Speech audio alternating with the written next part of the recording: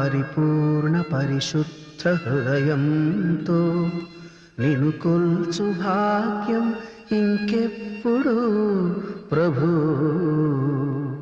ఈ జన్మకు. ఒక అడవిలో సింహానికి బాగా ఆకలి వేసింది. నక్క దగ్గరికి వచ్చి ఇలా అంది, ఒరే నక్క, నాకు ఇవాళ గాడిద బిర్యానీ తినాలనుందిరా, కాబట్టి ఒక గాడిదను పట్టుకురాపోయి అంది. దానికి నక్క ఇలా అంది, ఒకవేళ గాడిద దొరకపోతే అప్పుడు ఏం చేస్తారు సార్ అని అడిగింది నక్క.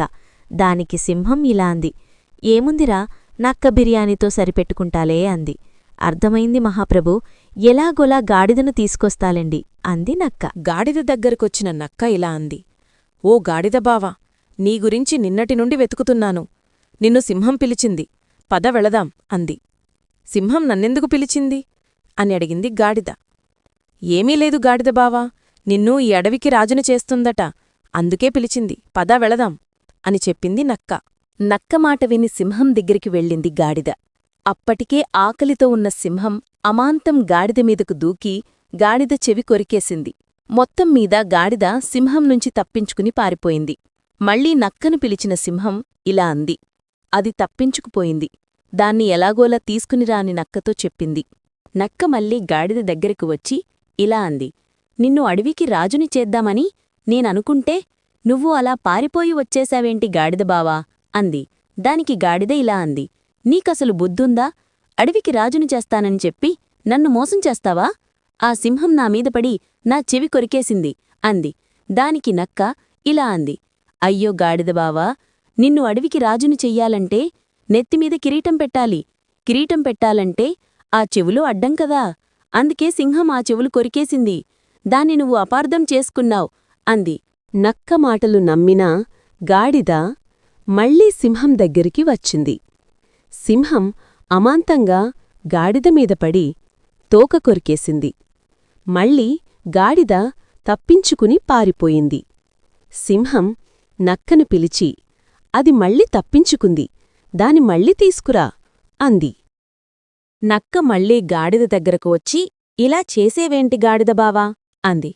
దానికి గాడిద కోపంతో ఇలా అంది, ఆపు ఇంక నీ నక్క జిత్తులు, రాజుని చేస్తావని నమ్మి నీ వెంట వస్తే సింహం నా తోక కురికేసింది.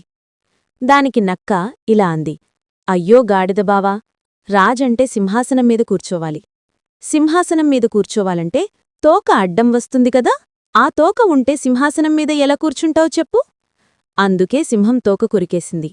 దాన్ని నువ్వు అపార్థం చేసుకున్నావు అని మళ్లీ గాడిదను నమ్మించింది.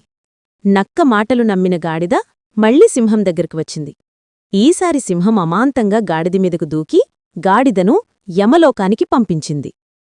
సింహం నక్కను పిలిచి ఇలా అంది, ఒరే నక్క, గాడిద శరీరంలోంచి లివర్, కిడ్నీ, గుండె, బ్రెయిన్ అన్నీ తీసి నా దగ్గరికి పట్రా అంది. నక్క అన్నీ వేరుచేసి బ్రెయిన్ మాత్రం తినేసి మిగతావన్నీ సింహం దగ్గర పెట్టింది. సింహం అన్నీ చూసి, ఒరే నక్క, ఇందులో బ్రెయిన్ లేదేమిట్రా అంది. దానికి నక్క నవ్వుతూ, దానికి బ్రెయిన్ ఉంటే మీరు చెవి కొరికిన తర్వాత కూడా తిరిగి వస్తుందా? దానికి బ్రెయిన్ ఉంటే మీరు తోక కొరికిన తర్వాత కూడా తిరిగొస్తుందా సింహంబావా? దానికి బ్రెయిన్ లేదు సింహంబావా అని తెలివిగా సమాధానం చెప్పింది నక్క. సింహం నక్కని దగ్గరికి పిలిచి ఇలా అంది, ఒరే నక్క, గాడిదకు బ్రెయిన్ లేకపోవచ్చు, కాని నాకు బ్రెయిన్ ఉందిరా. బ్రెయిను నువ్వు తినేసి నా దగ్గరే అతి తెలివి ప్రదర్శిస్తావా నువ్వు?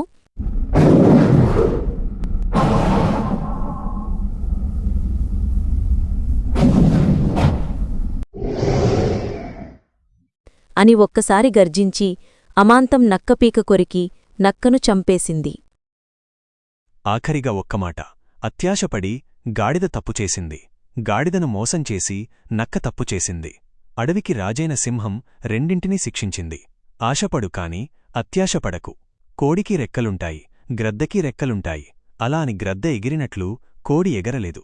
మన అర్హతకి మించి మనం ఆశించకూడదు. ఒకవేళ ఆశిస్తే దాన్ని పొందడానికి కావలసిన అర్హతని ముందు సంపాదించుకోవాలి. చిన్న గొయ్యి తవ్వాలంటే 2 చేతులు సరిపోతాయి, కాని బావి తవ్వాలంటే మాత్రం గుణపం మరియు తట్టా కావలసిందే. గాలం వేసి ఎక్కువ చేపలు పడాలంటే కుదరదు, ఎక్కువ చేపలు కావాలంటే వలవెయ్యాల్సిందే. కుండలో నీరు కోరుకుంటే తప్పుకాదు, మేఘంలో ఉన్న నీటిని కోరుకుంటే ఖచ్చితంగా తప్పే. కాబట్టి ఆశపడు కాని అత్యాశపడకు. అత్యాశపడితే గాడిదకు జరిగినట్లే మనకి జరుగుద్ది. ఒకరిని మోసం చేస్తే నక్కకి పట్టినగతే మనకి పడుతుంది. అత్యాశను ఆయుధంగా చేసుకుని మనల్ని ఏమార్చే గుంటనక్కలు మన చుట్టూ ఉంటాయి. కలికాలం కదా, కాస్త జాస్తిగానే ఉంటాయి, జాగ్రత్త. నేను చేసే వీడియోలన్నీ మిమ్మల్ని ఆలోచింపచేసేవి, విజ్ఞానాన్ని పెంచేవిగా ఉంటాయి తప్ప మీ విలువైన సమయాన్ని వృధా చేసేవిగా మాత్రం ఉండవు. మీ విలువైన సమయాన్ని తస్కరించి ఆ పాపాన్ని మూటకట్టుకునే ఆలోచన నాకులేదు. మనం బజారులోకి వెళితే రోడ్డు ప్రక్కన ఉన్న పళ్ళు, కూరగాయలు, చిరుతిళ్ళు చాలామంది కొంటారు. ఆ ప్రక్కనే ఉన్న బంగారం షాపులో బంగారం మాత్రం చాలా తక్కువ మంది కొంటారు. ఎక్కువ మంది కొన్నంత మాత్రాన వాటి విలువ పెరగదు, తక్కువ మంది కొన్నంత మాత్రాన బంగారం విలువ తగ్గదు. కోట్ల మంది చూసినంత మాత్రాన చెత్త వీడియోలు మంచి వీడియోలవ్వవు. తక్కువ మంది చూసినంత మాత్రాన మంచి వీడియోలు చెత్త వీడియోలు అవ్వవు. యూట్యూబ్లో మంచి అరుదుగా ఉంది, చెడు విరివిగా ఉంది. అరుదుగా ఉన్నదాన్ని అరుదైన వ్యక్తులు మాత్రమే అందుకుంటారు. మరో మంచి సందేశాత్మకమైన వీడియోతో మళ్ళీ కలుద్దాం. అంతవరకు సెలవు. ఇట్లు మీ సూర్యనారాయణ సుంకర.